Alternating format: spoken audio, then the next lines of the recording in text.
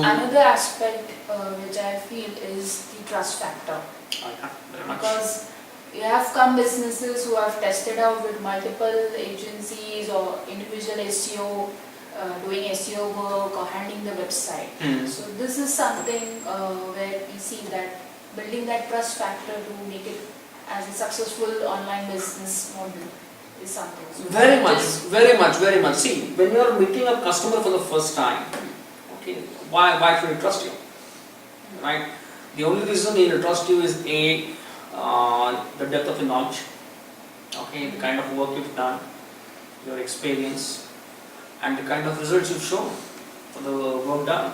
Right. So if you are able to showcase that to him, I'm sure most customers at first level trust will be definitely established. Another important aspect of trust is integrity. In many cases we have seen SEOs and these hosting companies, they retain the rights to keep the domain of the website. Right. And then what we have seen is that businesses over a period of time have no control, and when they want to change or they want to migrate, these guys hold it back and it becomes an ugly game, right? So the business which is owning the website has no control. Right. So the integrity of that association is also very important, and businesses need to look at this aspect very closely before selecting whom they want to associate for the long term.